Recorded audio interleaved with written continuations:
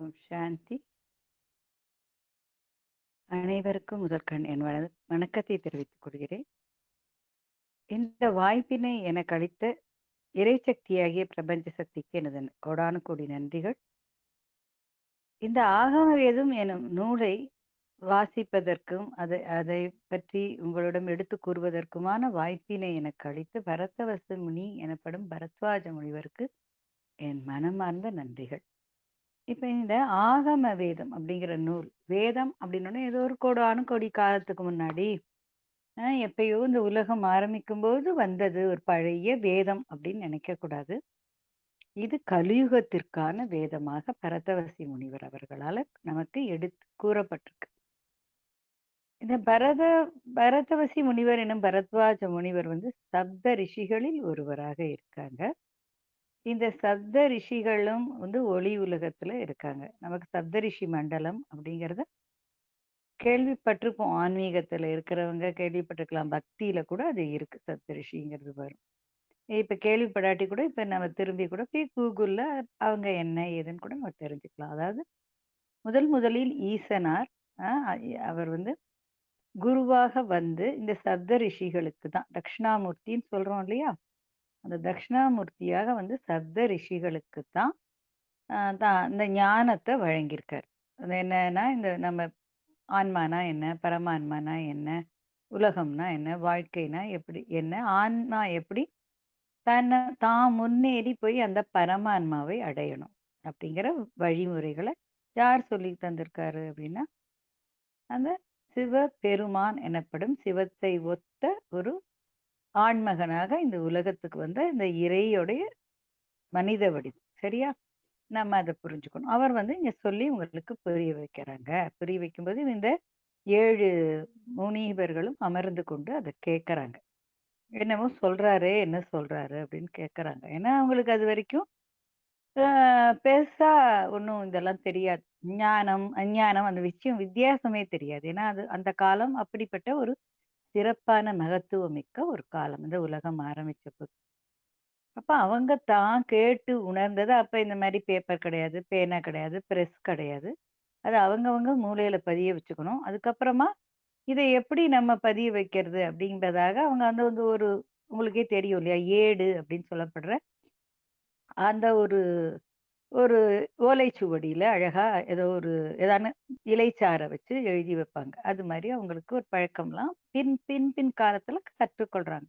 மனித இனம் கற்றுக்கொள்றது. ஆனா முதல்ல இந்த முதல்லயே ஈசனானவன் தட்சிணாமூர்த்தி அப்படிங்கிற ஒரு மனித உரு கொண்டு இவங்களுக்கு சொல்லி கொடுத்துட்றாங்க. அதுல ஒருவரான பரதவச முனிவர் தான் நமக்கு இப்ப மோட்சம் அந்த ஜீவன் முக்திக்கான ஒரு ஞானத்தை நமக்கு வழங்குறாரு அப்படிங்கறத நம்ம புரிஞ்சுக்கணும். சரியா? ஓம் சாந்தி. இது இந்த ஆன்மாக்கள் தான் முன்னேறி சென்று தான் இந்த ஜீவான்மாவாக இருக்கிறது அந்த பரமான்மாவுடன் ஒன்றத்துக்கும், அவரை உணர்வதற்கும், அவரை அடைவதற்கும், அவரை புரிந்து கொள்வதற்கும். அதாவது ஒரு நிலையில இருக்கு இந்த ஆன்மாக்கள். எப்படி இருக்குன்னா, ஒரு நிலையில இருக்கு இல்லையா, அந்த உயிர்கள் எப்படி பல நிலையில இருக்கு இல்லையா. அதாவது ஓரறிவு உயிர், ஈரறிவு உயிர், அறிவு உயிர், நாலறிவு உயிர், 5 அறிவு, இப்ப 6வது அறிவு அப்படின்னு மனிதன் அப்படின்னு இருக்கிற மாதிரி மனிதர்களும் அந்த ஓரறிவு கொண்டவர்களாக சிலர் இருக்காங்க, ஈரறிவு கொண்டவர்களாக இருக்காங்க. பார்த்தோம்னா நமக்கே தெரியும். ஒரு கடையில போனா ஒருத்தர் ஒரு மாதிரி அந்த பொருளை விசாரிக்கிறோம். ஒருத்தர் பேச்சு ஒரு மாதிரி இருக்கு, ஒருத்தர் செய்கை ஒரு மாதிரி இருக்கு, ஒருத்தர் மனோநிலை ஒரு மாதிரி இருக்கு. ஸோ இந்த மாதிரி பல வகையில தான் மனுஷனும் இருக்கும். இன்னும் அவன் அந்த ஆறறிவு வரைக்கும் வரணும் இல்லையா, அவன் அதுக்கே நிறைய பேர் காத்து கொண்டு இருக்காங்க. சரி, இப்ப இந்த 6வது அறிவு அப்படிங்கிறது அடைஞ்சவன் யாருன்னா, ஞானத்தை தேடுறவனும், நான் தான் யாருன்னு தெரிஞ்சுக்க விரும்புறவனும், இறைவன் அப்படிங்கறத அடையிறது எப்படின்னு அதை பத்தி முயற்சிக்கிறவனும், இறை நிலைனா என்ன, மனித நிலைனா என்ன அப்படிங்கறதெல்லாம் பத்தி ஆராய்ஞ்சு அறிஞ்சு அதை அடைய முற்படுறவனை தான் 6 அறிவு உள்ளவர்களாக கருதப்படுறது. அது இல்லாத மனிதன்லாம் 5 அறிவு உள்ள மனிதன் தான். அதாவது யூனிவர்சிட்டியில போய் ரேங்க் ஹோல்டரா இருக்கிறது, பெரிய பெரிய போஸ்ட்ல இருக்கிறது, பிரைம் மினிஸ்டரா இருந்தாலும் சரி, சீஃப் மினிஸ்டரா இருந்தாலும் சரி, பிரசிடென்டா இருந்தாலும் சரி, தன்னையும் தன் தலைவரையும் அறியாதவர்கள், அறிந்து கொள்ளதற்கு முயற்சி செய்யாதவர்கள் அனைவருமே அஞ்சறிவு உடையவர்களாக தான் அகத்திய முனிவர், மாமுனிவர் சொல்றாரு. புரிஞ்சுக்கணும் நம்ம. ஸோ இந்த சப்த ரிஷிகளுக்கு தான் முதலாக இந்த அறிவு, ஜீவ அறிவுன்னு கூட வச்சுக்கலாம். இந்த ஜீவான்மாவோட அறிவு வழங்கப்பட்டிருக்கு. அவங்க மட்டும் தான் அதை பெற்று பயனடைஞ்சிருக்காங்க அப்படிங்கிறதையும் நம்ம புரிஞ்சுக்கணும். அப்ப இந்த சப்தரிஷிகள் வந்து சப்த மண்டலத்துல இருக்காங்க. சப்தரிஷி மண்டலத்துல இருக்காங்க. இந்த சப்தரிஷி மண்டலம்ங்கிறது எங்க இருக்கு அப்படின்னு பார்த்தா, ஈசானிய மூலையில, வடகிழக்கு மூலையில இருக்கு. அதுல துருவ நட்சத்திரம் அப்படின்னு ஒரு நட்சத்திரம் இருக்கு. அது பார்த்தீங்கன்னா 7 நட்சத்திரங்கள் கொண்டதாக அத வந்து ஒரு ஒரு பட்டம் போல, தட்டம் பறக்கிற மாரி வால் வச்சுட்டு இருக்கும். ஒரு பட்டம் இருக்கிற மாரியான ஒரு தோற்றத்துல இந்த அ ச துருவ நட்சத்திரம் அமைஞ்சிருக்கு. அதுல தான் அந்த ஒளி உலகம், அதான் லைட் வேர்ல்ட் அப்படிங்கிற அந்த ஒளி உலகம் இருக்கு. அதுல தான் இந்த சப்த ரிஷிகளும் இருக்காங்க. ம். அவங்க இப்ப நமக்கு ஞானத்த குடுக்கறதுக்காக அனைவரும் முயற்சி பண்றாங்க. எதுக்காக முயற்சி பண்ணணும்ல? அப்படின்னு நம்மளே கேட்கலாம். என்ன திடீர் முயற்சி அப்படின்னு கேட்கலாம். அவங்களுக்கு அந்த ஈசன் மனித உருவுல வந்து தட்சிணாமூர்த்தியாக வந்து குடுத்த அறிவ அவங்க நமக்கு சொல்லி புரிய வைக்கிறாங்க. காரணம் என்ன அப்படின்னா, இந்த உலகமானது வெகு சீக்கிரமே யுகமாற்றம் அடையப் போறது. இந்த கலியுகம் அப்படிங்கிறது மாறி சத்தியயுகம் எனப்படும் அன்பின் யுகம், உண்மையின் யுகம் வரப்போகுது. அப்ப அந்த யுகத்துக்கு போணும்னா, நம்ம இன்னும் மனித நிலைக்கே வராம பல மனிதர்கள் இருக்கோம் இல்லையா? நம்ம எல்லாரும் எப்ப வந்து இந்த 6ஆம் அறிவை எட்டி, அந்த 6ஆம் அறிவ கொண்டு, அந்த 7ஆம் அறிவுனா என்ன அப்படின்னு தெரிஞ்சுக்கணும் இல்லையா? இதெல்லாம் தெரிஞ்சுட்டா தானே நம்ம இந்த கலியுகத்திலேருந்து பாஸ் ஆகி சத்தியயுகம் போ முடியும் இல்லையா? அதுக்காக அவர்களுக்கு ஈசன் எடுத்து சொன்னத நமக்கு சொல்லி புரிய வைக்கிறதுக்கும், நம்மள அந்த ஈசனிடம் அழைத்து செல்றதுக்கு ஒரு ஷார்ட்கட்ல அழைத்து செல்லலாம் அப்படிங்கிறதுக்காகவும் வந்திருக்காங்க. அதாவது பல வருடங்கள் தவம் இருந்து, குடும்பத்த துறந்து, ஆசாபாசத்த துறந்து, காடுகள்ல அமர்ந்து கொண்டு, தியானம், தவம் முதலியவற்றை செய்து அவங்க அடைஞ்சிருக்காங்க. எங்க ஒளி உலகத்த அடைஞ்சிருக்காங்க, ஈசன உணர்ந்திருக்காங்க, அறிஞ்சிருக்காங்க. இப்ப அது வந்து நம்ம இவ்வளவுலாம் கஷ்டப்படாம நம்மளும் சீக்கிரமே சென்று அடைந்து, அத ஈசன உணரணும் அப்படிங்கிறதுக்காக வராங்க. ஏன் அவ்வளவு அவசரம்னா, இன்னும் இந்த கலியுகம் மாற்றம் அடையும்போது, அவ்வளவு ஆன்மாக்கள் தேறி வர வேண்டியிருக்கு. சத்தியயுகம் அமைக்கிறதுக்கு தேவைப்படுது. இந்த ஞானம் யாரு வந்து இந்த ஞான பாதையை உணர்ந்து, இந்த ஞான பாதையில வராங்களோ, அவங்க ஒண்டி தான் ஞானம் அடைய முடியும். ஞானம் அடைஞ்சா தான் ஆன்மாக்கள் உயர்வு பெற முடியும். சரியா? இந்த முக்தி, ஜீவன் முக்தி அடைஞ்சா தான் சத்தியுகத்துக்கு என்ட்ரி ஆக முடியும். இவ்வளவு ஒரு ஒரு டஃபஸ்ட் பீரியடா இருக்கு இது. அப்ப உங்களுக்கு என்ன பண்ணலாம்? ஷார்ட்கட்ல சொல்லி தருவாங்கல்ல, 40 மார்க் வாங்கி பாஸ் ஆகுறது எப்படின்னு. அ அந்த மாரி இப்ப நமக்கு சொல்ல வந்திருக்காங்க. என்ன எப்படி அழிச்சுன்னு போப்போறாங்க அப்படின்னு சொன்னா, நமக்கும் இந்த ஈசனுக்குமான ஒரு ஒளி அ அ ஒ ஒளிப்பாலம் இருக்கு. ஒளிப்பாலம். லைட் பிரிட்ஜ் இருக்கு. அந்த ஒளிப்பாலத்து வழியா அப்படியே கூட்டின்னு போயிரலாம் அப்படிங்கிறது இப்ப அவங்க பிளான் பண்ணியிருக்காங்க. இந்த ஒளிப்பாலத்த யார் அமைச்சிருக்காங்கன்னா, அதையும் இவங்க தான் அமைச்சு குடுத்துருக்காங்க நமக்கும் அவருக்கும். நம்ம இங்க பிறந்து வரும்போதே எப்படி தாயோட நமக்கு வந்து ஒரு கர்ப்பத்துல ஒரு தொடர்பு இருக்கு இல்லையா? நம்ம தொப்புள் கொடி, அது மாதிரி நமக்கும் இறைவனுக்குமான அந்த ஒளிப்பாலம் அப்படிங்கிற ஒரு தொப்புள் கொடி உறவு இருக்கு. ஏன்னா ஈசன் தானே நமக்கு தாயும் தந்தையுமா இருக்காரு. பரமாத்மா தானே ஆத்மாக்கு தாயும் தந்தையுமானவரா இருக்காரு. ஸோ அவருக்கும் நமக்குமான ஒரு தொப்புள் கொடி உறவு ஏற்பட்டிருக்கு ஏற்கனவே. அந்த வழிய கண்டுபிடிச்சு அதுக்கான பாதையை யார் அமைச்சு குடுத்துருக்காங்க அப்படின்னா, இந்த சப்த ரிஷிகளும் சேர்ந்து தான் அகத்தியருடைய தலைமையில் அ அவங்க நமக்கு இத அமைச்சு குடுத்துருக்காங்க. அனைவருமே வந்து நமக்கு எல்லாம் சொல்றாங்க. ஆனாலும் அகத்தியர் மட்டுமே அ ஈசனுக்கு பாதுகாவலரா இருக்கறனால, பரமாத்மாவுக்கு பாதுகாவலராக இருப்பது அகத்தீசன் என்பதால், அவர் தான் நமக்கு அந்த ஒளிப்பாலத்த வழிய காமிச்சு, அந்த வாயில திறந்து விடக்கூடிய அதிகாரம் இருக்கு. ஈசனுக்கும் நமக்கும் ஆன இடையில இருக்கிற அந்த வாயில திறந்து விடுறவரா இருக்க வேண்டியிருக்கு. புரியுறதா? அதனால அவரும் வந்து நம்மளுக்கு நம்மளுடைய இந்த அ அவளுடைய உள் மூளையை ஒளிர செய்து, அந்த உள்மூளை ஒளிரும் அந்த நிகழ்வு மூலமாக தான் நம்ம இந்த முக்தி, ஜீவன் முக்தி, சத்கதி அடைய முடியும்.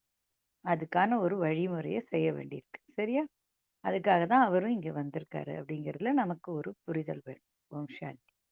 இப்ப இந்த உள்மூளை ஒளிர்தல் அப்படிங்கிறது எப்படி நடைபெறும் அப்படின்னா, நம்ம எப்பயுமே வந்து ஈசனை சிந்திக்கிறது. இப்ப ஆத்மா வந்து பரமாத்மாவையே ஒளியான பரமாத்மாவையே சிந்திப்பதன் மூலம், நல்ல நல்ல சத்சங்கங்கள் கேட்பதன் மூலம், நல்ல நல்ல காரியங்கள் செய்வதன் மூலம், நல்ல அதிர்வுகள் உள்ள மந்திரங்கள்லாம் சொல்லும்பொழுது அந்த நமச்சிவாய, சிவய நமய நம சிவன்னு சொல்லி இந்த பஞ்சாட்சர மந்திரத்த திருப்பி திருப்பி போடுறது. ஓம் நமோ நாராயணா போன்ற அப்படிலாம் சொல்லும்போது உள் மூளையானது அதிர்ந்து, அந்த உள்ளுக்குள்ள இருக்கிற அந்த அணுக்கள் எல்லாமே ஒளிர்வடைஞ்சு, அது வந்து எல்லாமே என்ன பண்றது அப்படின்னா, இங்க வந்து இந்த மூளையில அந்த நெத்தி இருக்கு இல்லையா? அந்த சைஸ் தான் இடம் இருக்கு.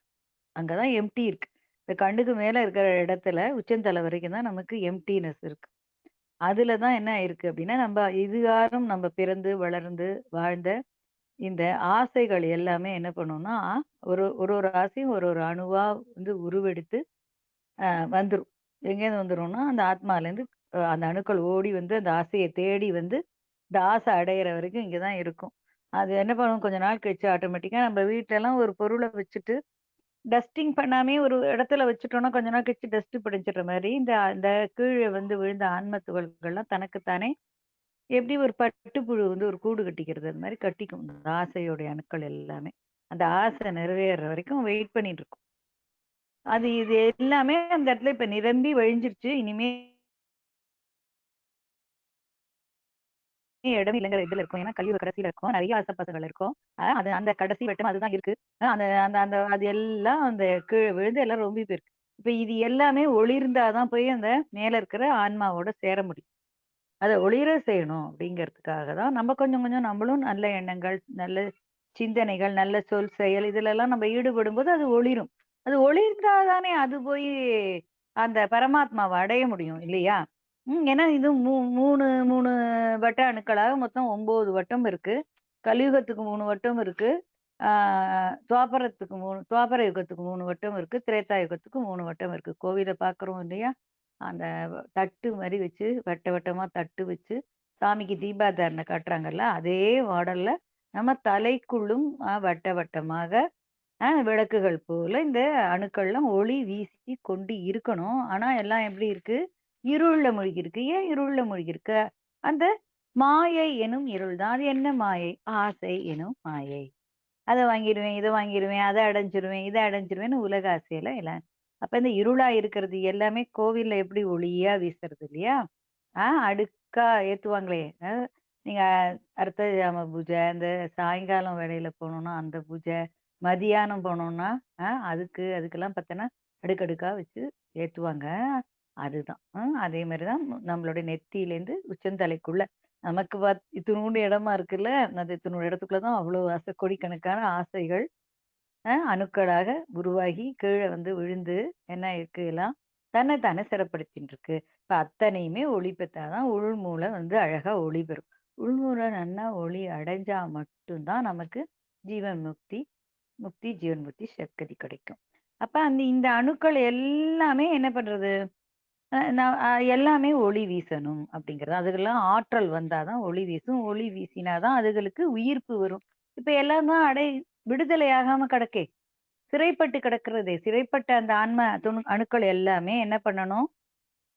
ஆ ஆற்றல் மிக்கதா ஆகணும். சிறு வயசுல பார்த்தீங்கன்னா, நமக்கே தெரியும் நம்ம கிளாஸ்ல யாரான்னு ஒருத்தங்க ரொம்ப படிப்பாங்க, ரொம்ப புத்திசாலியா இருப்பாங்க, விளையாட்டுல இருப்பாங்க, பாட்டுல இருப்பாங்க, டான்ஸ்ல இருப்பாங்க. எல்லாத்துலயும் இவன் எப்படி இருக்காங்கன்னு பார்ப்போம். ஏன்னா அவங்களுடைய மூளையில இருக்கிற அணுக்கள் எல்லாம் ரொம்ப ஆற்றலா இருந்ததுன்னு அர்த்தம். அவங்களே கொஞ்சம் வயசானோனே டல்லா போவாங்க. காரணம் என்ன அப்படின்னா, இந்த உலகாய மாயையில நம்ம விழுந்து நம்ம துக்கம், துயரம், கவலை, பயம் இதுலலாம் இருக்கோம் இல்லையா? ஆசைகள். இது எல்லாமே என்ன பண்றது? நம்மளுடைய அந்த ஆற்றல் மிக்க அணுக்கள என்ன பண்றது? ஆற்றல் அற்ற அணுக்களாக மாத்துறது. ஒவ்வொரு ஆசையும் வேற புதுசு புதுசா அணுக்கள உருவாக்குறது. அது எல்லாமே எப்படி இருக்கு? ஒரு இருண்ட அணுக்களா தான் இருக்கு. இப்ப இது எல்லாமே ஒளி வீசணும். இப்ப அகத்தியர் வந்தா என்ன ஆகும்னா, பல ஆயிரம் அணுக்கள ஒரு சேர ஃபிராக்ஷன் ஆஃப் மினிட்ல எல்லாத்தையுமே அவரு ஒளி வீச செஞ்சுருவாரு. அதனால உள்மூளை ஒளிரத் தொடங்கும். அதனால தான் என்ன பண்ணும்னா, நெறைய வலிகள் வரும். அது நான் வந்து அனுபவிச்சிருக்கேன்.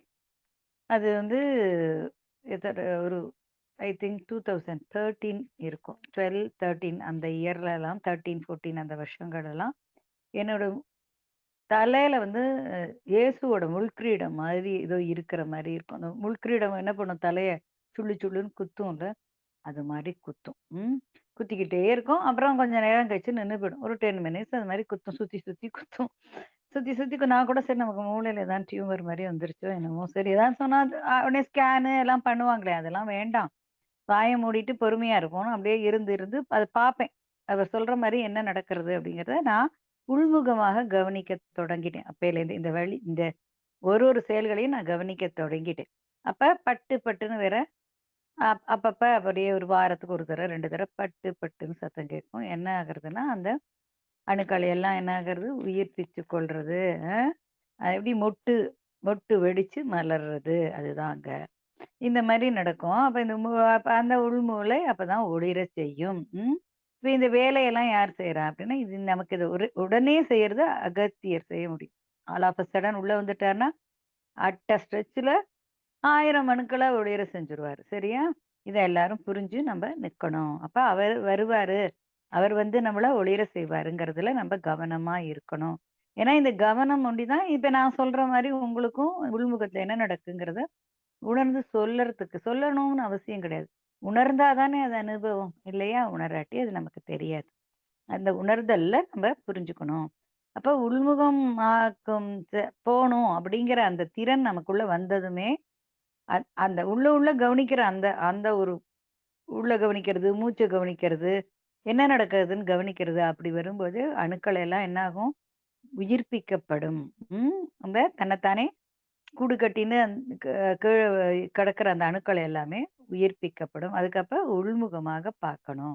உள்முகமா பார்க்கறது அப்படின்னா, அந்த மூச்ச கவனிக்கும்போது, ஆ ஜெபம் பண்ணும்பொழுது, அப்படிலாம் பண்ணும்பொழுது நமக்கு அப்படியே வெளியில அப்படியே கண்ண மூடிட்டு இருந்தோம்னா, ஒரு வெட்ட வெளி மாரி ஒரு தோற்றம் இருக்கும். அதுல என்ன நடக்குது அப்படின்னு நம்ம பார்க்க முடியும். இல்லன்னா கண்ண திறந்துன்னு தான் இருப்பீங்கன்னாலும், அத உள்ளுக்குள்ள கவனிச்சுட்டே இருந்தீங்கன்னா, மாற்றங்கள் நடக்கிறத உங்களுக்கு பார்க்க முடியும். இல்ல மூக்க தான் பார்ப்பீங்க. ஒருத்தருக்கு ஒரு மாரி சொல்லிக் கொடுக்கப்பட்டிருக்கும் இல்லையா?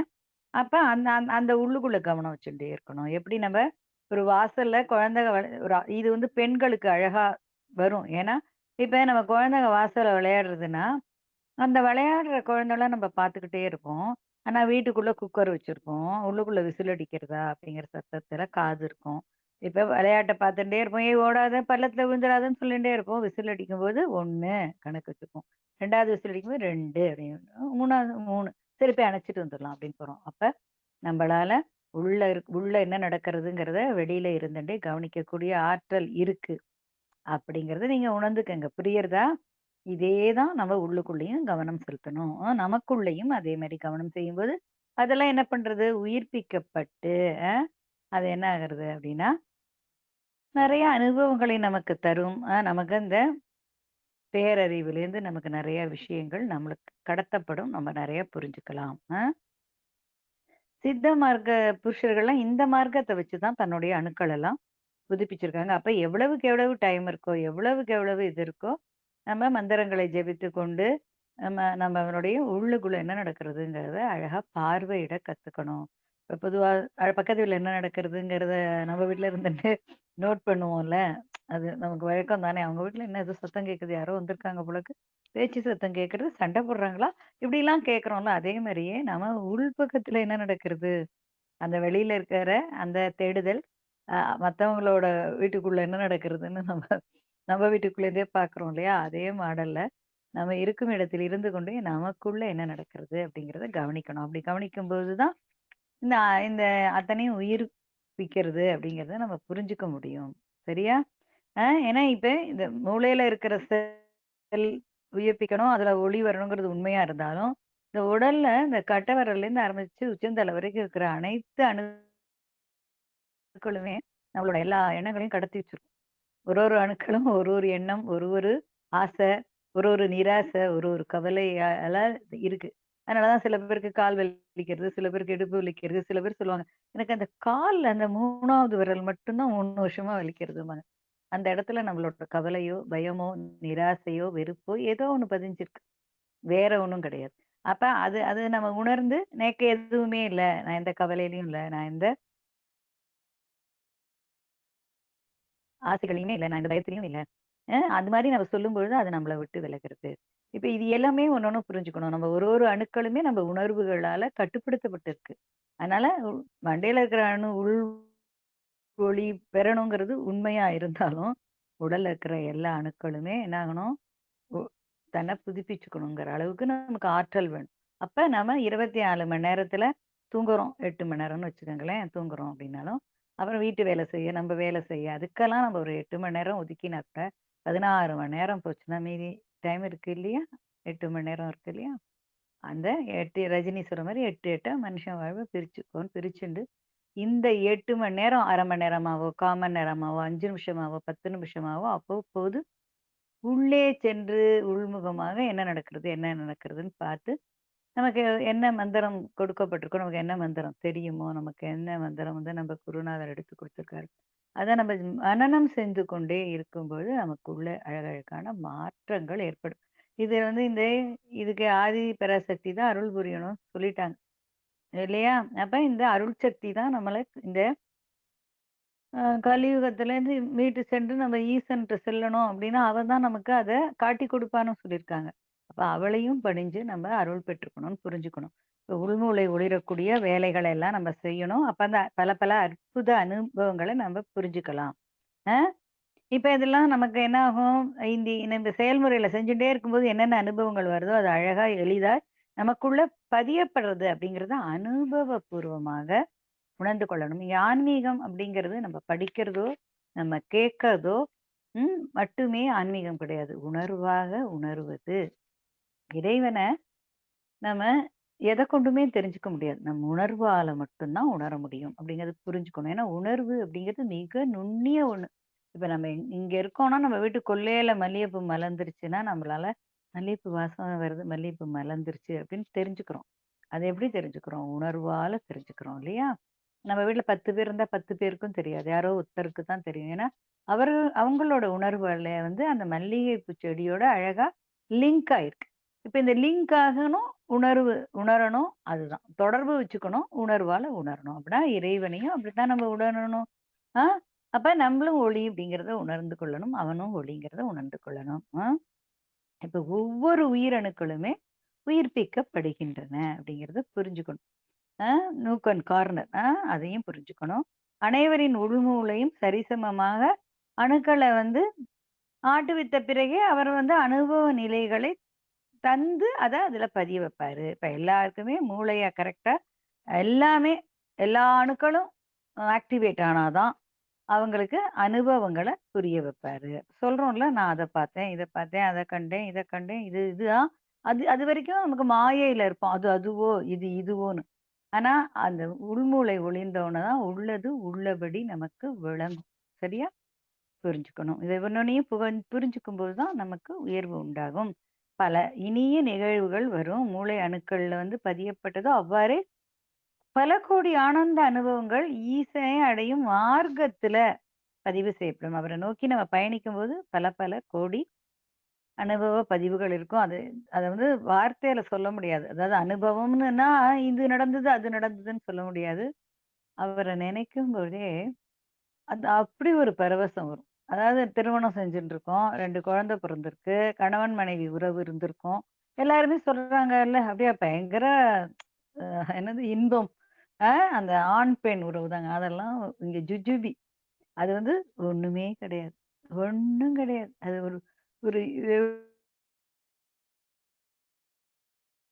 எப்படி சொல்றது? ஒரு கடுகுல ஒரு 100ல ஒரு பங்கு தான் இத உடலால நம்ம அடைய வேண்டும். ஆனா, அந்த இறைவனை உணரும்போது பல கோடி பரவச துளிகள் நம்ம உள்ளுக்குள்ள விழுந்து, ஒவ்வொரு செல்லும் அப்படியே ஆனந்த கூத்தாடும்.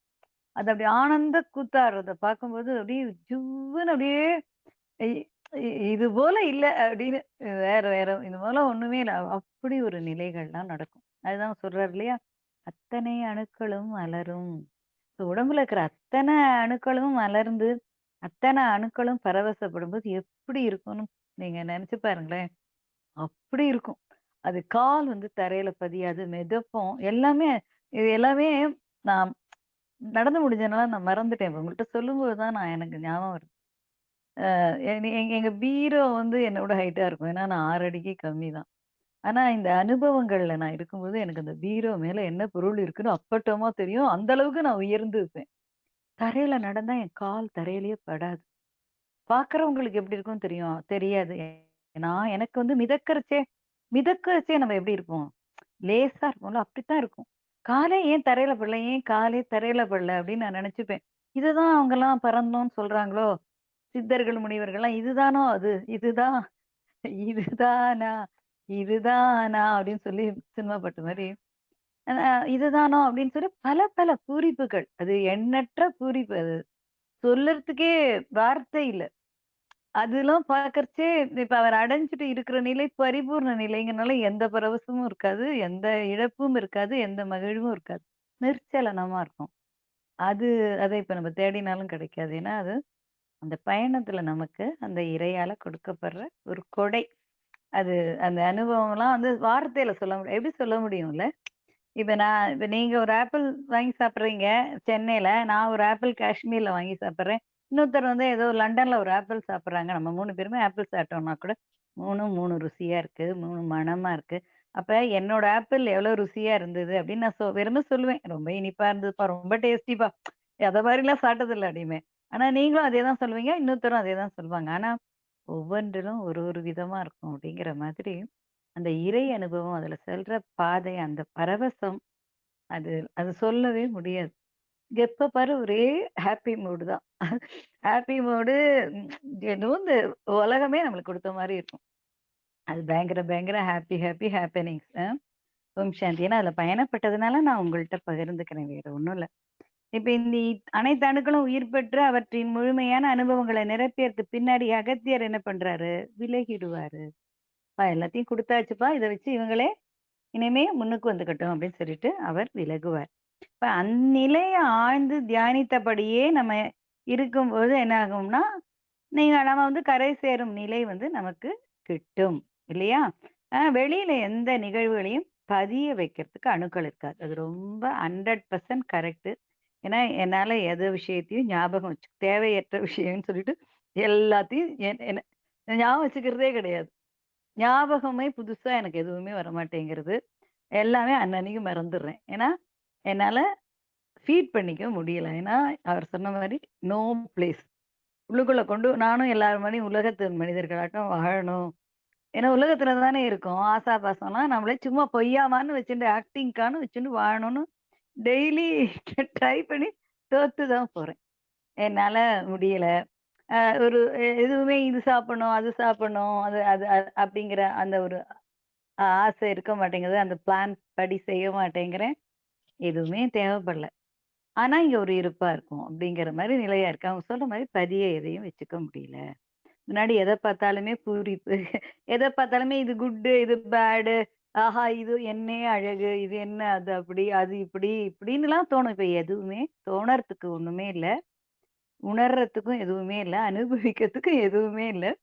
0 நிலை. அப்படிதான் இருக்கு. அந் அந் அது வந்து எப்படி அப்படின்னா, ஹேப்பியும் இருக்காது, அன்ஹேப்பியும் இருக்காது. அது ஒரு மாரி ஆ ஒரு ஒரு இந்த நிலை, நடுநிலை இருக்கு.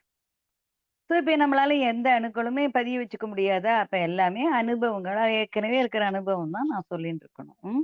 இப்ப அததான் நானும் நெனச்சுப்பேன். இப்ப ஏதோ எல்லாம் முடிஞ்சிருச்சு, அப்புறம் ஏன் உயிரோட வச்சிருக்கன்னு தான் நான் கேட்பேன்.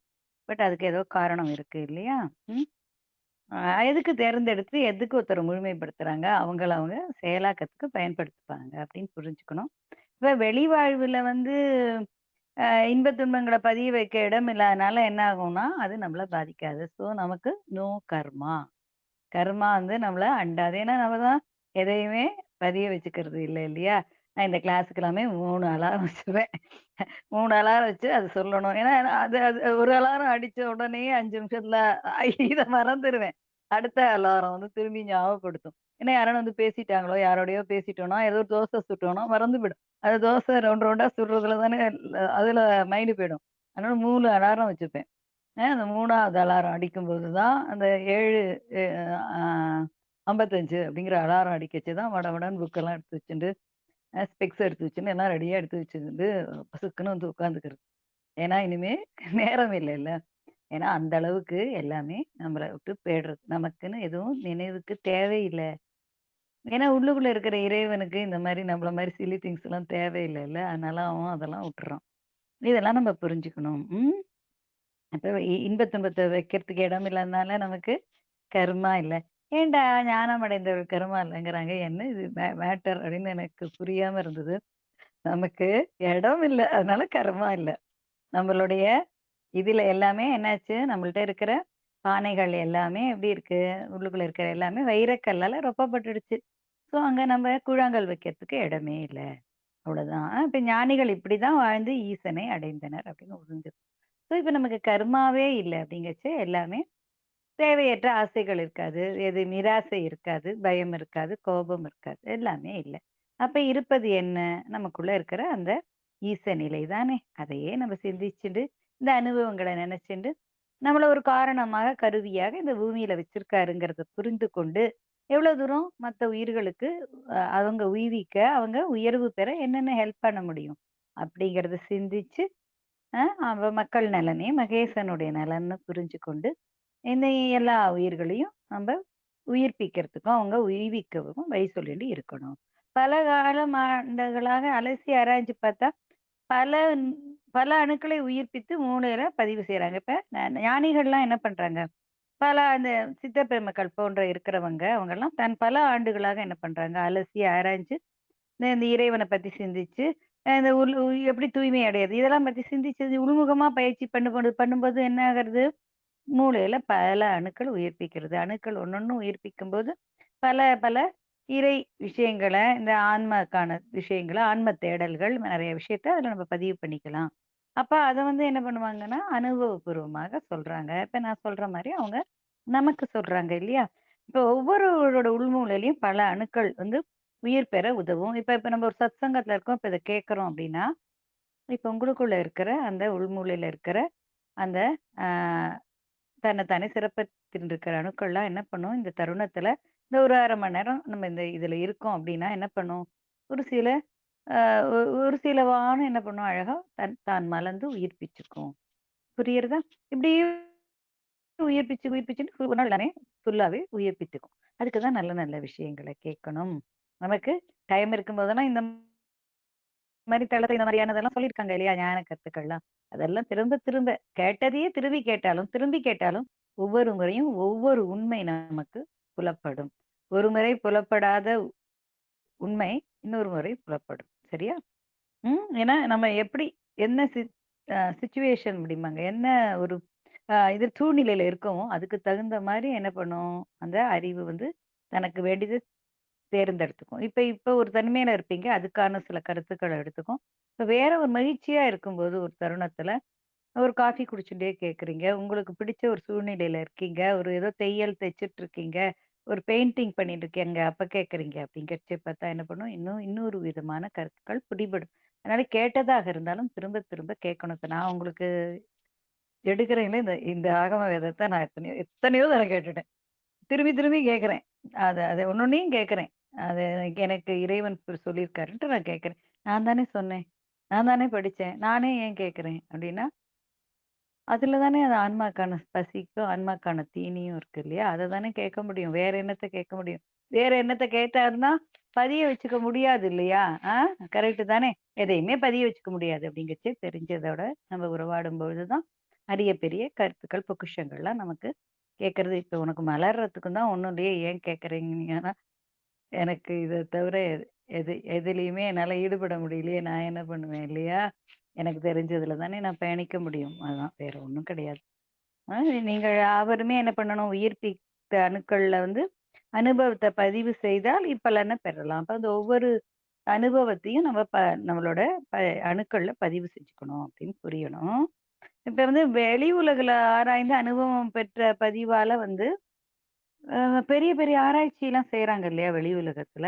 அதே மாரி தான் இந்த உள்ளுக்குள்ள இருக்கிற அந்த நம்மளுடைய உடல் அப்படிங்கிற அந்த அதுக்குள்ள இருக்க சூட்சும உடல்ல தான் நம்ம இத்தனையுமே பண்றோம். நம்ம நெனச்சுட்டு இருக்கோம் இந்த ஸ்தூல உடல் உள்ளன்னு அர்த்தம் இல்ல. உள்ளுக்குள்ள உள்ளுக்குள்ள அடுக்கு அடுக்கு அடுக்கா இருக்கு உடல் இல்லையா? அதுக்குள்ள இருக்கிற அணுக்கள தான் நம்ம பெருக்கி அத பார்த்து அத புரிஞ்சுக்கிறோம். இப்ப வெளி உலக வாழ்க்கையில எப்படி அவங்களோட தங்களுடைய அனுபவங்கள பதிவு பண்றாங்களோ, அது மாரி நம்மளும் நம்மளோட அனுபவங்கள நம்ம அணுக்களுக்குள்ள பதிவு பண்ணி வச்சுக்கணும். அப்ப இதெல்லாம் தான் ஆகாஷிக் ரெக்கார்ட் ஆகுறது. சரியா? ஓகே. அப்ப பார்த்தீங்கன்னா, நம்ம சும்மா இருக்கும்போதே நமக்குள்ளேயே அப்படியே உதயமாகும். டக்கு டக்கு டக்கு டக்குன்னு அந்த பேரறிவு நெறைய விஷயத்த புரிய வைக்கும் அப்படிங்கிறது தான். அப்ப இப்ப வந்து உங்களில் வந்து சிலரே என்ன பண்றாங்க அப்டின்னா, இந்த மாரி ஆராய்ச்சி தன செஞ்சு உள்முக பாதையில செஞ்சு செயலாற்றுறீங்க. இப்ப பல ஆண்டுகளாக உள்முக பாதையில முழு கவனம் வைத்து எங்கேயும் சிதறி போகாம, பாதை விலகாது பயணித்துக் கொண்டிருக்கும்போது என்ன ஆயிடுறது? பல கோடி அணுக்கள் உயிர்ப்பிக்கப்படுறது. அது ரொம்ப உண்மதான். ஆனா என்ன ஆயிடும் அப்டின்னா, ஒன்ஸ் அந்த காட் லவ் அப்டிங்கிறதுக்குள்ள போகுறோம் அப்டின்னா, நமக்கு வந்து அந்த இது இது இறைவன மட்டும் அந்த இறை அப்படிங்கிற அந்த தன்மைய மட்டும் அன்பால தான் நம்ம அடைய முடியும். அதனால தான் நம்ம காட் இஸ் லவ்ன்னு சொல்லிவிட்டான். ஒரே வார்த்தையில. ஸோ நம்ம மற்ற உயிர்களிடத்திலும் அன்பு வைக்கணும். அந்த இறைவன் மேலயும் அன்பு வைக்கணும். செல்ஃப் லவ்வும் வேணும். உன்ன நீயவே அன்பு செய்யணும். ஏன்னா, உன் உடல் தான் உன்னோட உயிரான்மாவாக இருக்கிற அந்த இறையோடைய பிரதிபிம்பத்த தாங்கின்னு இருக்கு இல்லையா? இப்ப நம்ம கோவில்கள கூட பார்த்திருப்பீங்க. கருட வாகனம், யானை வாகனம் அது இருக்கும். அப்புறம் அந்த பல்லக்குலாம் இருக்கும். எல்லாரும் என்ன பண்ணுவாங்க? சாமி கும்பிட்டுட்டு வந்து அந்த பல்லக்க தொட்டு கன்னத்துல ஒத்திக்கிறாங்க. என்ன காரணம்? இறைவனை ஏந்திக் கொண்டிருக்கிறது. அப்ப ஒருத்த உனக்குள்ள இருக்கிற அந்த இறை துளியான அந்த உயிர் துளிய, அந்த உயிரான்மாவ யார் ஏந்தின்னு இருக்கா? உன் உடல் தான் ஏந்தின்னு இருக்கு. அப்ப அந்த உடல நீ எப்படி நேசிக்கணும் இல்லையா? அதுல நம்ம கருப்பா இருக்கேன், மூக்கு பெருசா இருக்கு, கண்ணு கோணலா இருக்கு, காது கோணலா இருக்கு, அப்பாவ கொண்டு அழகா இருக்கேன், அம்மாவ கொண்டு அசிங்கமா இருக்கேன்னு சொல்லி உடலை தூஷித்து இருக்கக்கூடாது. அது எப்படி இருந்தாலும், உனக்கு கண் பார்க்கிறதா, காது கேட்கிறதா, வாய் பேசுறதா, அது அது வேலைய செய்றதில்ல அவ்வளோதான். இது எதுக்காக அது இருக்கு? உண்மையான அதோட பயன் என்ன அப்டின்னா, இந்த ஈசத்துளியான அந்த ஜீவாத்மாவ தாங்கிக் கொள்றதுக்கு தான் அப்படின்னு புரிஞ்சுக்கணும். அது வெள்ளியில ஆன பல்லாக்கா இருந்தா என்ன? மரத்துல ஆன பல்லாக்கா இருந்தா என்ன? தங்கத்திலேயே ஆன பல்லாக்கா தான் இருந்தா தான் என்ன? அதுக்குள்ள இருக்கிறது யாரு? அதுக்குள்ள யார வச்சு கூட்டிட்டு போறாங்க? உள்ள ஊர் சுத்த கூட்டின்னு போறது என்ன? இறைவன தானே கோவில்ல கடவுள தானே கூட்டிட்டு போறாங்க. சாமிய தானே தூக்கிட்டு போறாங்க. அப்ப உனக்குள்ள இருக்கிற சாமிய தானே உன் உடல் தூக்கின்னு போறது. நம்ம எப்படிப்பட்டதா கருப்பா இருந்தா என்ன? சிகப்பா இருந்தா என்ன? அழகா தான் இருந்தா என்ன? ஏன் அசிங்கமாவே தான் இருந்தா தான் என்ன? ஒண்ணும் பிரச்சனை இல்ல. ஆனா செயல்பாடு கரெக்ட்டா இருக்கா? அதனால அத நம்ம நேசிக்கணும். நான் இவங்களாட்டம் இல்ல, அழகா இல்ல. இது இது எதுவுமே இறைவனுக்கு வெளி அழகு எதுவும் தெரியாது. இறைவனுக்கு உள்ளழகு தான் தெரியும். சரியா? இது ஒண்ணொண்ணும் புரிஞ்சுகிண்டு தான் நம்ம இந்த பல ஆண்டுகளாக உள்முக பயணத்துல இருக்கணும். உள்முக பயணத்துல இருக்கும்போது என்ன ஆகுறது? பல கோடி அணுக்கள் உயிர்ப்பிக்கிறது. அதுக்கு தான் சொல்லுவாங்க, ஆன்மீகத்துல எல்லாமே ஒரு ஒரு அது ராமன் காட்டுக்கு 14 வருஷம் போனான். பாண்டவர்கள் காட்டுக்கு 14 வருஷம் போனான் அப்படிம்பாங்க. எவ்ரி 14 இயர்ஸ் பார்த்தீங்கன்னா, ஒரு ஒரு ஒரு அரிதான விஷயங்களும் நம்ம ஆன்மீகத்துல நடக்கும். முதல்ல இந்த சகசிரார சக்கரம் வரைக்கும் வரணும் நம்ப அப்படின்னா 14 வருஷம். 14 வருஷம் எப்படி இருக்கணும்? வேற எந்த சிந்தனையும், பிற சிந்தனை இல்லாம இறை சிந்தனையோட இருந்தோம் அப்படின்னா, அந்த சகஸ்ரார சக்கரம் வரைக்கும் ஓப்பன் ஆகும். அடுத்த 16 வருஷம் என்னாகும்? மேல் பயணம்னு இருக்கு. சரியா? அது வேற. பரவெளிக்கு போறது. இது பரமாத்மாட்ட போறது. இது சூரியனுக்குள்ள இருக்காரு. பக்கத்துல இருக்காரு நம்ப ஆளு. கண்ணுக்கு தெரியும். நமக்கு தெரியாட்டியும் சூரியனுக்குள்ள இருக்காரு. ஓகேவா? சூரியன தெரியுதுல்ல நமக்கு. ஆனா பார்க்கவே முடியாம ஒண்ணு இருக்கு. சூரியனெல்லாம் தாண்டி இந்த நீல கலர்ல இருக்கிற ஆகாயம் இல்ல. அத தாண்டி ஒண்ணு இருக்கு. அங்க கூட்டிட்டு போவாங்க. இந்த படைப்புக்கு ஆதாரமான அந்த இடத்துக்கு போறதுக்கு அடுத்த 14 வருஷம். ஸோ மனுஷன் 28 வருஷம். ஒண்ணொண்ணுக்குமே அது மாரி கால நேரம் இருக்கு. ஆனா நம்ம உடனே நெனச்சுக்கலாம், எனக்கே வயசு இத்தன ஆயிடுத்தே, நான் எங்க 14 வருஷம் இருப்பேன். அதெல்லாம் கிடையாது. ஒன்ஸ் இறங்கிட்டீங்கன்னா, இங்க எல்லாமே எப்படின்னா, அப்படியே உங்க சேவிங்ஸ் உங்க அக்கவுண்ட்ல இருக்கும். புதுசா அக்கவுண்ட் ஓப்பன் பண்ணா, அதுல அப்படியே ஜாயின் பண்ணி விட்டுருவாங்க. அதனால எத்தன வயசுலயும் 90 வயசுல கூட இந்த ஞான பாதையில இறங்கலாம். நம்ம 94 வருஷம் இருக்கோம்னா, 4 வருஷம் ஞான பாதையில இறங்கியிருக்கோமா, அப்ப நம்ம கற்றுன்னு இருக்கோமா, நம்ம அணுக்கள்ல பதிவு இருக்கா, அப்படியே அத அக்கவுண்ட்ல கீப் பண்ணிடுவாங்க. அந்த அக்கவுண்ட் நம்மளோட ஆன்ம அக்கவுண்ட்ல அழகா அது ஜீவாத்மாவோட அக்கவுண்ட்ல அது அப்படியே ஆ அத வரவு வச்சுருவாங்க. அத அப்படியே புது பிறவி எடுத்து குட்டி பாப்பாவா வருவோம்ல, அப்படியே டபக்குன்னு இந்த குட்டி பாப்பாவோட சிரசுக்குள்ள அழகா பதிவா அந்த மூலாதாரத்துல என்ன ஆகும் அது? பதிவா போயிடும். ஸோ இங்க ஆன்மீகத்துல வேஸ்ட் கிடையாது. அதே இந்த உலகத்துல நம்ம 90 வயசுல ஒரு ஒரு 10 ஒரு வச்சுக்கோங்க 100,00,00,000க்கு ஒரு பங்களா வாங்குறோம் அப்படின்னா, இப்பதான் கோடி மதிப்பே இல்லையே ஃப்ளாட்டே ₹1,00,00,000 விக்கிறான். அதனால தான் சொல்றேன். இப்ப 100,00,00,000க்கு ஒரு பங்களா வாங்குறோம் அப்படின்னா, ஆ செத்து போயிட்டோம்னா, அடுத்த ஜென்மத்துல வராது. அவ்வளோதான். இங்க இருக்கிற புள்ள, மகன், மகள், சொந்தக்காரங்கலாம் என்ன பண்ணிடுவாங்க, எடுத்துன்ருவாங்க. ஆனா ஆன்மீகத்துல அப்படி கிடையாது. நீ எதை சேர்த்து வைத்திருக்காயோ, அது உன்னுடைய உன்னோட அடுத்த பிறவியிலயும் பதிவுல அப்படியே இருக்கும். அதுலேருந்து நீ கன்டின்யூ பண்ணுவ. அ அப்ப அவ்வளவு சிறப்பா ஒரு அமைப்பு இங்க இருக்கு. அதனால நம்ம எந்த வயசானாலும் விடாம செயல்பட்டுட்டே இருக்கணும்பா. நம்ம எந்த குடும்பத்துல பிறந்தாலும், நம்ம என்ன ஜாதி, மதம், மொழி எதுவா இருந்தாலும் நான் கீழ் ஜாதிப்பா, நான் ஏழை குடும்பம்ப்பா, எங்க அம்மா அப்பாவுக்கு அறிவு இல்லப்பா, அதெல்லாம் நம்ம கவலைப்படக்கூடாது. அதெல்லாம் அது அவங்கவங்க கர்மா. நம்மளுக்கு என்ன? நமக்கு இறைவன தெரியறது. நம்ம நம்ம இறைவன் அ நம்மள என்ன பண்றாரு? அரவணைக்கிறாரு. இந்த மாரி சப்த ரிஷிகளும் ஞானம் குடுக்குறேன்னு வராங்க. அப்ப அடுத்த நிலைக்கு நம்ம பயணப்படணுமே! சத்தியுகத்துக்கு போணுமே! அது வேற ஷார்ட்கட்ல கூட்டின்னு போறேன்னு சொல்லியிருக்காங்க. அதனால அந்த 14 வருஷத்த சுருக்குறாங்க. டக்கு டக்குன்னு நம்ம என்ன பண்ணணும்? கத்துக்கணும். ஓம் சாந்தி. இப்ப ஒருவருக்கு அதிகமாகவும், ஒருவருக்கு குறைவாகவும் நிகழும். இந்த ஆழ்ம விழிப்புணர்ச்சி இந்த இந்த அணுக்கள்லாம் விழிப்புணர்வு ஆகறது சில பேருக்கு அதிகமாகும், சில பேருக்கு குறைவாகும். ஏனென்றால், அ அது யாருக்கு எப்படி ஆகுங்கிறது அகத்தியருக்கு தான் தெரியும். அந்த குழந்தைகளுடைய அந்த ஆன்மீக சக்தி, ஆன்ம சக்தின்னு ஒண்ணு இருக்கு. நம்மளுடைய அந்த ஜீவான்மாவோட சக்திக்கு தகுந்த மாரி அதால எத தாங்க முடியும், அது மாரி சொல்லுவாரு. மெல்ல மெல்லவே இந்த சக்திகள கொண்டு மெல்ல மெல்லவே செயல்பட்டு, அவங்க சில காலத்துக்கு தொடர்ந்து செய்யணும். சிலருக்கு உடனே வந்துரும். அ அந்த மாரி ஸ்லோ லேர்னர் நம்ம ஸ்கூல்ல சொல்லுவாங்கல்ல, ஆவரேஜா படிப்பாங்க. ஸ்லோ லேர்னர்ன்னு ஒருத்தவங்க இருப்பாங்க. ஐயோ! ஷி இஸ் வெரி இன்டெலிஜென்ட் அப்படிம்பாங்க. சட்டுன்னு பிடிச்சுக்கும் புள்ள. சட்டுன்னு பிடிச்சுக்கிற புள்ளைக்கு சட்டுன்னு நடந்துரும். ஆவரேஜா படிக்கிற புள்ளைக்கு ஆவரேஜா நடக்கும். ஸ்லோ லேர்னருக்கு அவர் கொஞ்சம் பொறுமையா காத்திருந்து செஞ்சு குடுப்பாரு அப்படிங்கிறாங்க. புரியுதா? இது எல்லாமே நம்ம தான் புரிஞ்சுக்கணும். அப்ப ஏனெனில் பதிவு செய்யப்பட்டு செய்து கொள்ள இது தேவைப்படுவது இதனால தான் காரணமா இருக்கு. சரியா? அதனால நமக்கு நடக்கிற ஒரு ஒரு இதையும் நம்ம ஆன்ம பதிவா வச்சுக்கணும். நமக்கு மைண்டுக்குள்ள சில சில அறிவுகள்லாம் நமக்கு தோணும். சட்டு சட்டுன்னு நம்மளா இத நினைக்கிறோம். நமக்கா இது உருவாகுறதுன்னு தோணும். அதெல்லாமும் நம்ம பொக்கிஷமா சேர்த்து வச்சுக்கணும். சரியா? உயிர் பெறப்போகும் ஒவ்வொரு அணுக்களுக்கும் பின்னால பல பல அனுபவங்களை பசுமரத்து ஆணி போல பதிவு செய்து கொள்வத நன்கு உணர்வீர்கள். ஒரு ஒரு அணுக்களுமே இங்க எல்லாத்தையுமே என்ன பண்றது? அனுபவங்கள் எல்லாம் அதுவே அதுக்குள்ள ஃபீட் பண்ணிக்கிறது அப்படிங்கிறத நம்ம உணருவோம். எனவே அவர் செயல் ஆற்றத் தொடங்கும் முன் அனைவரும் என்ன பண்ணணும்? அவர பணிந்து என்ன சொல்லணும்? ஆ எனக்கு உம்மடி பணியிறோம் ஐயா. உங்கள்ட்ட நாங்க வணக்கத்தோட எல்லாத்தையுமே வாங்கிக் கொள்றோம். எல்லா ஞான பாதைக்கான அத்தன விஷயங்களும் உங்கள்ட்டேருந்து நாங்க வாங்கிக்கிறோம். அப்படின்னு சொல்லி நம்ப அவர்ட்ட நம்ப பணிவா இருக்கணும் அப்படின்னு சொல்றாங்க. இப்ப வெளியே இறைவனுக்கு படைக்கிற உணவு இனிமையா இருக்கணும் அப்படின்னு நினைக்கிறோம் இல்லையா? அப்ப சில பேர் அகத்தியர கூட வணங்குறவங்க இருக்காங்க. அவர் ஃபோட்டோ வச்சு வணங்குறவங்கலாம் இருக்காங்க. அதான் அகத்தியர வணங்குறவங்க, ஈசன வணங்குறவங்கலாம் இருக்காங்க. நம்ம கடவுளால தான் வீட்டு சாமி அறையில சாமிக்கு எல்லாம் ஸ்வீட்லாம் செஞ்சு தானே செய்றோம். எது எது படைச்சாலும். ம். அது மாரி இனிமையா உள்ளேயும் பணிவை காட்டி உணவாக படையுங்கள். அப்ப அந்த உள்ள இருக்கிற அகத்து ஈசனுக்கும் இனிமையாக, பணிவாக இருக்க நீங்க பழகிக்கணும் அப்படிங்கிறாரு. எங்களுக்கு எதுவுமே தெரியாது. நாங்க ரொம்ப சிற்றறிவுல தான் இருக்கோம். நீங்க தான் எங்களுக்கு எல்லாமே செஞ்சு எங்கள இந்த ஜீவன் கருத்தேற ஹெல்ப் பண்ணணும் அப்படின்னு அவர்ட்ட சொல்லுங்க அப்படிங்கிறாங்க. ஒவ்வொருவரும் தான் பெற்றதை பகிர்ந்து கொள்ளுங்கள். இப்ப ஒரு அ ஒரு இது இருக்கு. எல்லாரும் என்ன பண்ணுவாங்க, அவங்க எக்ஸ்பீரியன்ஸ சொல்ல மாட்டாங்க. சொல்லவே மாட்டாங்க. இப்ப என்ன மாரி பேசுறவங்க என்ன பண்ணுவாங்கன்னா, சும்மா 2டே 2, 3 மட்டும் சொல்லுவாங்க. அது எங்க குருநாதர் சொல்லியிருக்காரு அப்படின்னு சொல்லுவாங்க. ஏன்னா, அவங்களுக்குள்ள என்னன்னா, நம்மளோட பகிர்ந்துக்க கூடாது. பகிர்ந்துண்டா நம்மளுடைய தன்மைகள் அங்க குறைஞ்சிரும் அப்படின்னு நினைக்கிறாங்க. ஆனா இது எப்படி அப்படின்னா, ஆன்மீகத்த பொறுத்தவரைக்கும், அந்த "தொட்டனை தோறும் மணற்கேணி மாந்தர்க்கு கற்றனை தோறும் அறிவு" மாடல்ல, நீங்க எடுத்து எடுத்து குடுக்க நீங்க உயர்த்தப்படுவீர்கள்.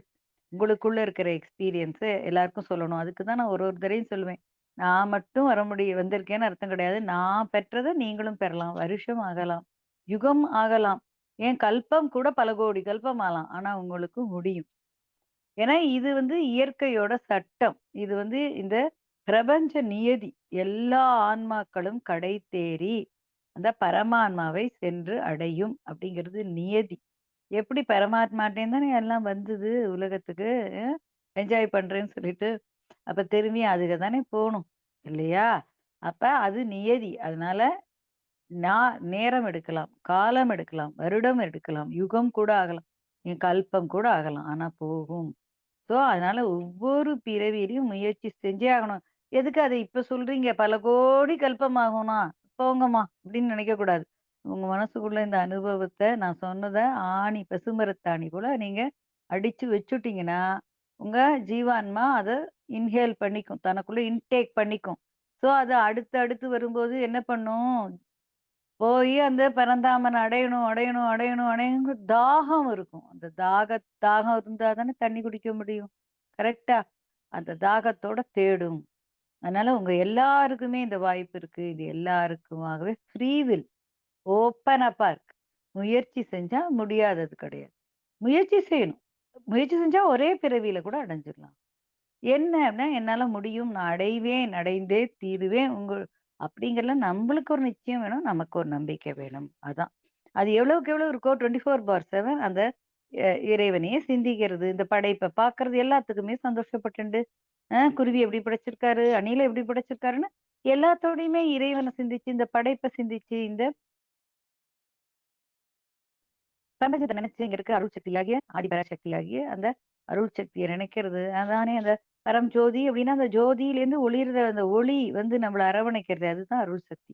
இது ஒண்ணொண்ணையுமே நம்ம நினைச்சு மகிழும்போது நம்ம உயர்வடைகிறோம். கண்டிப்பா நடக்கும். உள்மூளைய வந்து அவர் ஒளிர வைக்க தொடங்குவார். நம்ம தகுதிக்கு தகுந்தபடி. அப்போ ஒரு நாள் கட்டாயம் அனைவரும் முழுமை அடைவீர்கள். பின்னர் அனைவரும் சமநிலையில் இருப்பதை உணர்வீங்க. அப்ப எல்லாருமே அத அடைய முடியும். எல்லாருமே சமமாக முடியும். அப்படிங்கிறாங்க. ம். அப்ப உங்க பணிய நீங்க வந்து செவ்வனே தொடங்கியுள்ள அனைவருமே போற்றுதலுக்குரியவர்கள். இந்த இந்த செயல செய்ய ஆரம்பிச்சுட்ட எல்லாருமே குட் குட் ஒன் அப்படின்ட்டாரு. சரியா? பணிவு என்பது இயற்கையா உங்கள்ட்ட இருக்கணும். அது இருந்தா தான் நம்ம அகத்தியர் வந்து நமக்குள்ள வருவாரு. ஆணவம் இருக்கக்கூடாது இல்லையா? ஆண்டவனுக்கே பிடிக்காது இல்லையா? அத நம்ம புரிஞ்சுக்கணும். இப்ப அது ஆணவம், கன்மம், மாயைங்கிற அந்த மும்மலங்கள நீக்கணும். ஆ இந்த மும்மலங்கள நீக்கிட்டு ஆதிபராசக்தியை தொழுது, "என்ன அம்மா எப்படியான இந்த மாயைய என்கிட்டேருந்து நீக்குமா, ஆணவத்த நீக்குமான்னு" நம்ம கேட்கணும். சூரியன்ட்டேருந்து எப்பயுமே ஒளி பெறணும். இத்தன கதையெல்லாம் சொல்லிட்டா, அதனால இந்த கதையெல்லாம் நல்லாருக்கு. இப்படியே இருந்துடலான்னு இருக்கக்கூடாது. சூரியனை சென்று பார்த்து, சூரியன் தான் நமக்கு உணவு.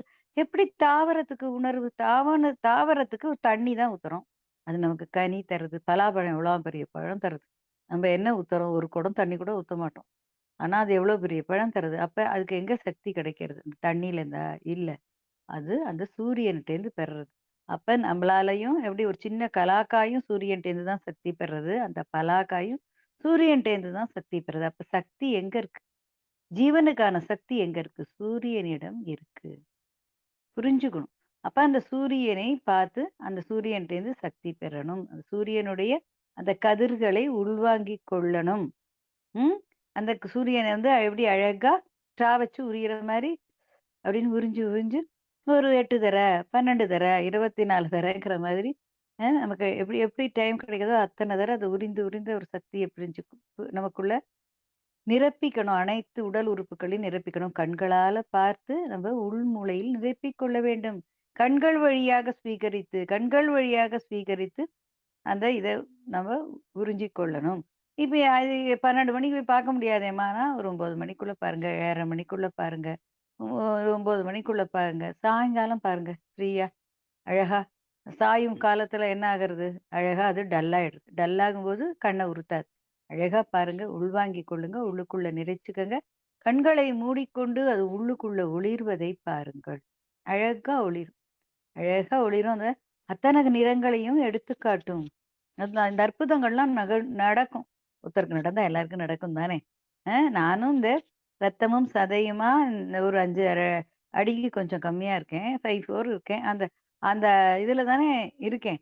அப்ப என்னால அத பார்க்க முடியறது. என்னால அத உணர முடியும்னா, உங்களாலயும் முடியும். இது எல்லாம் ஒன்றொன்றையும் ரசித்து உள்வாங்கிக் கொண்டு உள்ள நிறைச்சுக்கிட்டீங்கன்னா, அப்படியே தெரியும். அந்த நெத்தியிலேருந்து அப்படியே சிகப்பா அப்படியே அகந்து போய் அந்த உள்ளுக்குள்ளலாம் அப்படியே அழகா அது சூடா நிறையறத உணர முடியும். உணர்வால் உணருங்கள்ங்கிறாங்க. அதே அதே ஜோதிய நீங்க விளக்குல பார்க்கலாம். கோவில்ல இருக்கிற தீப்பந்தத்துல பார்க்கலாம். யாகசாலையில இருக்கிற அந்த அந்த தீப சுடர், அந்த ஒளியில அந்த யாக சுடர்ல பார்க்கலாம். எல்லாத்துலயும் பார்க்கலாம். கோவில்ல இருக்கிற தீப்பந்தத்திலயும் பார்க்கலாம். எல்லாத்துலயும் பார்க்கலாம். ஏன் நம்ம கேஸ் அடுப்ப மூட்டும்போது நீல நிற ஜுவாலை வருது. நீல நிறம் அப்படிங்கிறது இந்த அத்தன நம்ம சித்தபெருமக்கள் அவங்க அந்த நீலம் அப்படிங்கிறது என்ன நம்ம நெற்றிக்கண்ணோட நிறம் இல்லையா? அதையும் பார்த்து அது நெற்றிக்கண்லேருந்து அந்த நிறம் வந்து நெத்தி ஃபுல்லும் நிறையிறது அப்படின்னு கூட கேஸ் அடுப்போட ஜுவாலையும் நமக்குள்ள நெத்தியில நிறையிறது அப்படிங்கிறத மண்டைக்குள்ள நிறையிறதாவும் நம்ம உணரலாம். எல்லாமே எங்க இருக்கு அப்படின்னா, நம்ம கையில தான் இருக்கு. நம்மளோட உணர்தல்ல தான் இருக்கு. இங்க ஞான பாதையில பயணிக்கிற அத்தனை பேருமே உணர்தல் மூலியமாக தான் உன்னதம் அடைய முடியும். நல்லா புரிஞ்சுக்கணும். புரியுறதா? உடனே நீங்க நெனச்சுக்கலாம், இதெல்லாம் கற்பனை பண்ணிக்கிறாங்க. கற்பனை வேற, உணர்தல் வேற கண்ணு. கற்பனை வேற, உணர்தல் வேற. அ கற்பனை அப்படிங்கிறது நம்மளால நடக்க முடியாதத நெனச்சுக்கிறது. உணர்தல் அப்படிங்கிறது நமக்குள்ள உணர்வா இருக்கிற அந்த உணர்வ தூண்டி விட்டு அதுல லயிச்சுக்கிறது. ஸோ இது உன்னொன்னையுமே உணரும்பொழுது நம்ம உயர்வு பெற முடியும். அப்ப எந்த விதத்தினாலும், எப்படியானும் ஒளிய உனக்குள்ள நிரப்பிக் கொண்டு உள்சூட அதிகரிக்கணும். இந்த சூடுக்கு பேரு இந்த உஷ்ணத்துக்கு பேர் சுத்த உஷ்ணம்னு பேரு. சரியா? நம்ம சாப்பிடுற மிளகா, காரம், வெயில்ல நிக்கிறது இதெல்லாம் அசுத்த உஷ்ணம். இளம் வெயில், இளம் வெயிலோட சூரிய ஒளி இதெல்லாம் சுத்த உஷ்ணம். சரியா? ஏன்னா அந்த சூரியனுக்குள்ள தான் அந்த பரமாத்மா தான் வந்து அமர்ந்து கொண்டிருக்கார். அவர்ட்டேருந்து வர அந்த ஒளிக்கிரணங்கள் தான் அருள் சக்தியாகி தாய் பராசக்தி. சரியா? இத ஒண்ணொண்ணையும் தெரிந்து கொண்டு நம்ம இந்த சூரியன பார்த்து நம்மள இது பண்ணிக்கணும். அதே மாரி பஞ்சபூதங்களுக்கு வணக்கம் சொல்லணும். அனைத்து குருமார்களையும் வணங்கணும். நம்ம சப்தரிஷி மண்டலத்துல இருக்க சப்தரிஷிகள போற்றணும். தினைக்குமே காலையில எழுந்துக்கிறச்சே அந்த வடகிழக்கு மூலைய பார்த்து, சரி எனக்கு வடகிழக்கு மூலையெல்லாம் தெரியாதும்மா அப்படின்னா, வடக்க பாருங்க. வடக்கன்னு ஒரு இடம் இருக்கு இல்லையா? அந்த வடக்க பார்த்து கைய குப்பி துருவ நட்சத்திரத்தின் பேரருளும், பேரொளியும் என்னை நிரப்பட்டும் அப்படின்னு சொல்லணும். ஸ்டார்ட்டிங்கே ஃபர்ஸ்ட் ஒர்க்கே அதான். துருவ நட்சத்திரத்தின் பேராற்றல் என்னுள் நிரம்பட்டும் அப்படின்னு சொல்லிட்டு, அப்படியே அந்த பெட்டுலயே உட்காந்துன்னு வடக்க பார்க்க பண்ணிட்டு, அப்படியே உங்க தலையினிலேயே டபக்கு டபக்குன்னு ஒரு கும்பிட போட்டுட்டு நீங்க எழுந்துட்டீங்கன்னா, நமக்குள்ள அவங்க ஒரு ஒரு பாதுகாவலராக நிறைந்து இருந்து நம்மை காப்பாற்றுவாங்க. இந்த ஆன்மாவ காப்பாற்றுவாங்க. இந்த ஆன்மா உறைந்திருக்கும் இந்த உடலையும் காத்து அருள்வாங்க. நோய் நொடியெல்லாம் வராம இல்லையா? என்னென்னவோ நோயெல்லாம் வருது இல்லையா? அதெல்லாம் பரவாம காப்பாத்துவாங்க. ஸோ இது எல்லாமே உங்க கையில தான் இருக்கு கண்களா. உயர்வடையணும், முக்தி ஜீவன் முக்தி அடையணும்னா, ஒவ்வொரு நாளும் இத புரிஞ்சுக்கங்க. அகத்தியருக்கு மகிழ்வூட்டணும். ஏன்னா அகத்தியர் தான் நம்மள அந்த ஒளிப்பாலத்துல அழைச்சு சென்றுபுட்டு அந்த கதவ திறக்க போறாரு. பரமாத்மா இருக்கிற அந்த பரந்தாமத்தோட கதவ காவல் காப்பனா இருக்காரு. அதனால அவர மகிழ்விக்கணும்னா, அவரோட குருவான சுப்பிரமணியனான அந்த ஆறுமுகனுக்கும் ஒரு சல்யூட் போட்டு விட்டுருங்க கண்களா. ஆறுமுகனே போற்றி, ஷண்முகனே போற்றின்னு சொல்லிடுங்க. சில சில விஷயங்கள்லாம் கத்துக்கணும். புரியுறதா? ம். இப்ப எப்படி மேனேஜர கைக்குள்ள போட்டுக்கணும்னா, மேனேஜர் அவங்க ஒய்ஃப் மேடத்துக்கு happy birthday madam, happy new year மேடம்னு சொல்ற மாரி, மெசேஜ் அனுப்புற மாதிரி, அவர மகிழ்விக்கிறதுக்காக அவருடைய குருவையும் வணங்கக்கூடிய பக்குவத்த வளர்த்துக்கணும். இப்படி ஒண்ணொண்ணா வளர்த்துக்கும்போது நம்ம உயர்வடைய முடியும். சரியா?